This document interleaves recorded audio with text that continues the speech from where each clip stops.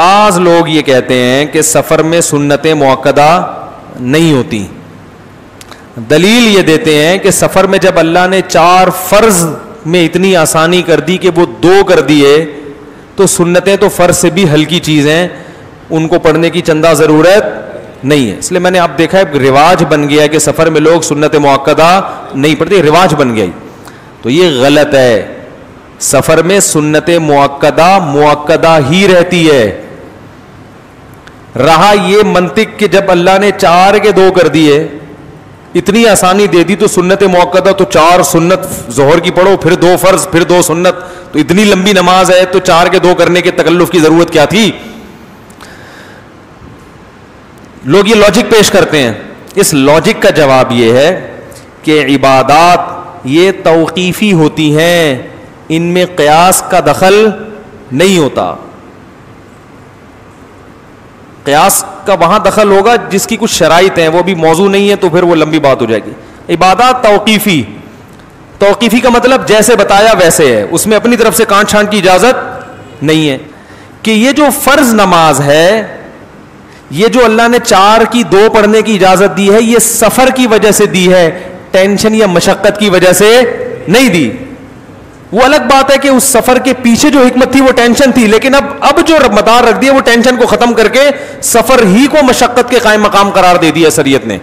فرض کر لیا کہ جہاں سفر ہوگا گویا مشقت ہے, چاہے حقیقت میں مشقت نہ بھی ہو. اب سفر کتنا ہی پرسکون ہو, ایک آدمی ایک جھونپڑی میں رہتا ہے, پنکھا نہیں ہے, مچھر ہے, ندی نالے کے قریب اس کا گھر ہے, اور بڑی ٹینشن میں, اور بہت جلدی کہیں اس کو جانا بھی ہے, بیگم بیمار ہے, اسے فوراً ہسپتال لے کے پہنچنا ہے, اور نماز قضا ہونے والی ہے, تو وہ 4 کی 2 بولو بھائی نہیں پڑھ سکتے. اس کو 4 ہی پڑھنی پڑیں گی. اگر جان کا خطرہ ہے تو پوری 4 چھوڑ دے, ہسپتال چلا جائے, لیکن ایسا نہیں ہو سکتا کہ 4 کی کتنی کر دے, جب بھی پڑھے گا پوری 4 ہی پڑھے گا وہ, حالانکہ سخت ٹینشن میں ہے. یہ کیا خیال ہے بھائی؟ سخت ٹینشن, ٹائم نہیں ہے, جہاز نکل جائے گا آپ کا. 4 کی 2 نہیں ہوں گی, 4 ہی ہوں گی, چاہے نماز قضا ہو جائے, لیکن پڑھنی کتنی پڑیں گی؟ 4. لیکن آپ بڑے آرام سے ہو, کوئی ٹینشن نہیں ہے, جہاز میں پہلی دفعہ بیٹھے ہو, غریب آدمی کو جہاز میں بٹھا دیا, وہ کھڑکی پہ بیٹھا ہوا بادلوں کو دیکھ رہا ہے, بڑا مزہ آ رہا ہے, اور جگہ بھی ہے وہاں نماز پڑھنے کی. وہ 4 نہیں پڑھے گا, وہ 4 کی کتنی پڑھے گا؟ 2 پڑھے گا. تو پتہ یہ چلا کہ فرض میں جو ہے نا, اللہ نے سفر پر حکم کا مدار رکھا ہے, مشقت یا ٹینشن پر حکم کا مدار نہیں رکھا. جبکہ سنت مؤکدہ کے بارے میں ایسی کوئی نص اور قرآن کی حدیث ہمارے پاس موجود نہیں ہے. تو پتہ یہ چلا کہ سنت مؤکدہ جیسی حضر میں تھی ویسی ہی سفر میں ہے. نہیں یاری بات.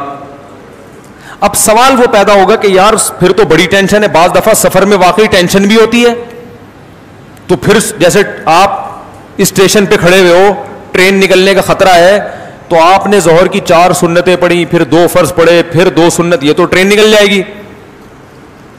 تو بھائی سنت مؤکدہ کے بارے میں اصول یہ ہے کہ اس کا مدار سفر پر نہیں ہے, اس کا مدار ٹینشن پر ہے, کیونکہ وہ مؤکدہ ہے, فرض نہیں ہے.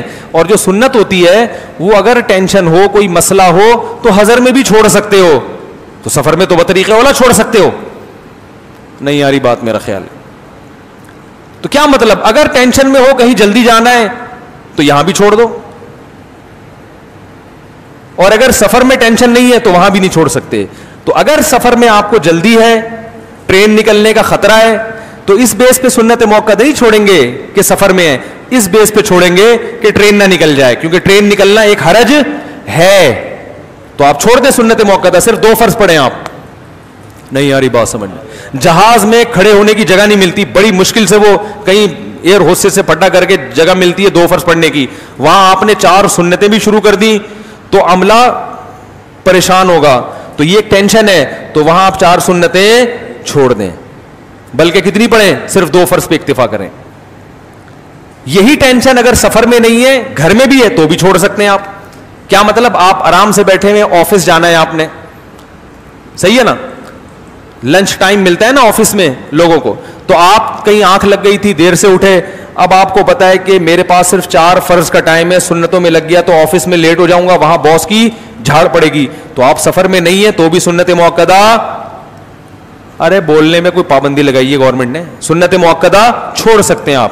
تو سنت موقدہ کا تعلق حقیقت مشقت کے ساتھ ہے کہ حقیقت میں اگر آپ ٹینشن میں ہیں, مشقت میں ہیں, حرج واقع ہو رہا ہے تو سفر میں بھی چھوڑ سکتے ہیں, حضر میں بھی چھوڑ سکتے ہیں, اور حقیقت میں اگر ٹینشن نہیں ہے, ریلیکس ہیں, تو نہ حضر میں چھوڑ سکتے ہیں اور نہ سفر میں چھوڑ سکتے. نہیں آ رہی بات میرا خیال ہے.